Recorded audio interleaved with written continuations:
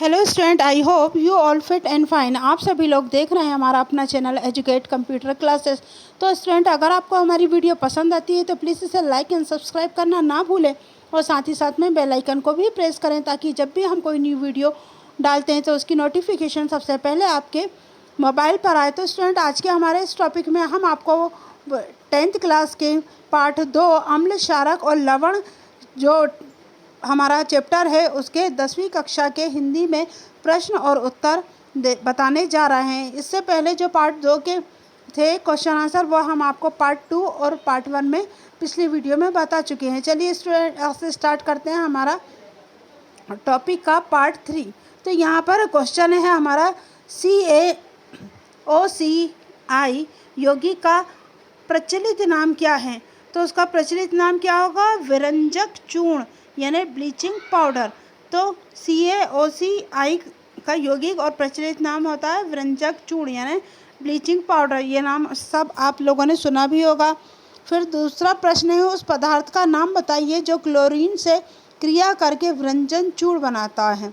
मतलब उस पदार्थ का नाम, मतलब वो पदार्थ का नाम आपको बताना है जो क्लोरीन के साथ क्रिया करके विरंजक चूर्ण, मतलब विरंजक चूर्ण यानी ब्लीचिंग पाउडर बनाता है। तो क्या है वो? शुष्क बुझा हुआ चूना, मतलब CaOH। मतलब जो बुझा हुआ चूना होता है वो क्लोरीन के साथ मिलकर क्या बनाता है? ब्लीचिंग पाउडर बनाता है। फिर अगला प्रश्न है, कठोर जल में मृदु करने के लिए किस सोडियम यौगिक का उपयोग किया जाता है। मतलब कठोर जल को मृदु करने के लिए किस सोडियम यौगिक का उपयोग किया जाता है। तो उत्तर में सोडियम कार्बोनेट का उपयोग कठोर जल से मृदु जल बनाने में किया जाता है। इसको धावन सोडा या NaHO3 भी कहा जाता है। मतलब जो उसके लिए क्या करना पड़ता है? सोडियम कार्बोनेट का यूज़ करना पड़ता है और उसमें कठोर जल से मृदु जल बनाने में किया जाता है। इसको धावन सोडा भी कहा जाता है। फिर अगला क्वेश्चन है हमारा, सोडियम हाइड्रोजन कार्बोनेट में विलयन को गर्म करने पर क्या होगा।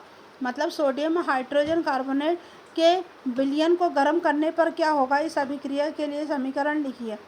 तो उसके लिए समीकरण हमें लिखना है। तो इसका उत्तर है, सोडियम हाइड्रोजन कार्बोनेट गर्म करने पर sodium carbonate plus carbon dioxide second और जल और थर्ड में विघटित हो जाएगा। तो क्या बनेगा? यहाँ पर उन्होंने पूछा था सोडियम हाइड्रोजन कार्बोनेट के विलयन को गर्म करने पर क्या होगा। तो गर्म करने पर क्या होगा? सोडियम हाइड्रोजन कार्बोनेट को गर्म करने पर सोडियम कार्बोनेट कार्बन डाइऑक्साइड और जल में विघटित हो जाएगा। फिर नीचे इसका सूत्र दिया हुआ है।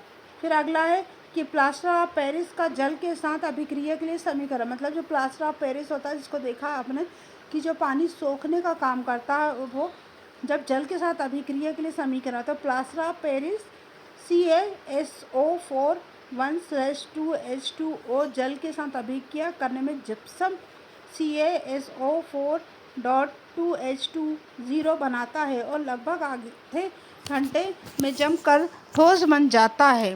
फिर इसके नीचे इसका सूत्र है, फिर प्लास्टर ऑफ पेरिस जल जिप्सम।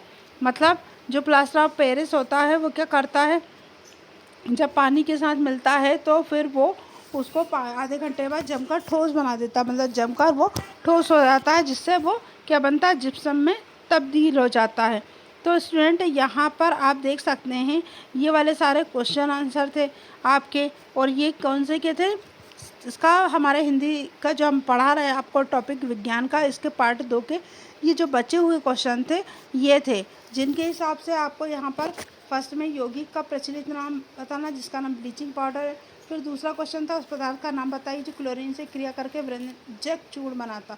तो उसका आंसर आपने दे दिया था सूक्ष्म बुझा हुआ चूना। फिर तीसरे में कठोर जल को मृदु करने के लिए किस सोडियम यौगिक का उपयोग किया जाता है, उसका आंसर यहाँ था। फिर यहाँ पर सोडियम हाइड्रोजन कार्बोनेट के विलयन को गर्म करने पर क्या होता है, इस अभिक्रिया के लिए आपको समीकरण लिखना था। तो इसके बारे में बताकर फिर हमने समीकरण बता दिया। फिर अगला क्वेश्चन था, प्लास्टर ऑफ पेरिस का जल के साथ अभिक्रिया के लिए समीकरण लिखिए। तो यहाँ पर आपको समीकरण, आप जानते होंगे प्लास्टर ऑफ पेरिस एक सूखा पाउडर आता है जिससे हमारी मूर्तियाँ वगैरह भी बनाई जाती हैं जो मार्केट में मिलती है। तो इसको जब हम पानी के साथ इसे मिलाते हैं तो ये क्या करता है? ठोस में परिवर्तित हो जाता है, जम जाता है। तो ये जमने के बाद फिर क्या कहलाता? प्लास्टर ऑफ पेरिस जल और फिर जिप्सम।